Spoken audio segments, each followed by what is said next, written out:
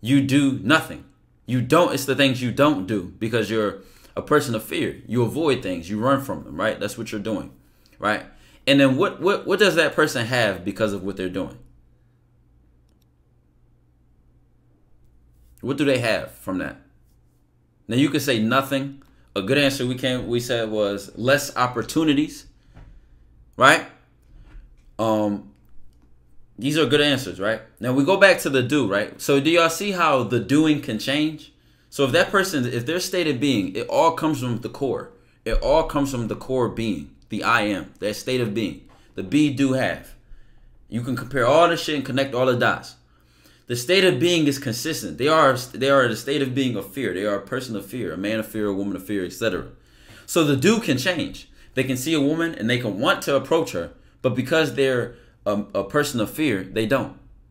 They can see a job opportunity, and instead of taking a risk to start a new career, they don't.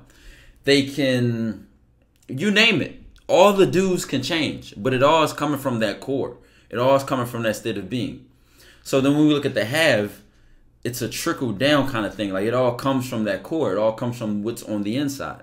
Vice versa. We look, and then this is the point of being. This is the point where we get to say and realize that you are not your actions, and you are not the end result of your actions. You are not made by them. You make them.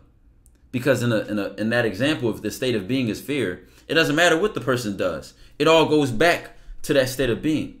And the results that they have all originates from that state of being. So we could take a positive example. We could take one like let's take a positive word. So instead of the state of being of fear or a person, of somebody like that, what would be a positive one? We use the word champion. We used a leader is the positive one. All right, a person, I guess you could say courage, right?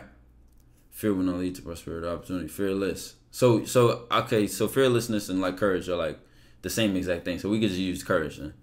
So if you're a person, I like execute though, because courage is like more like a, actually let's stick with courage since that's the word y'all want.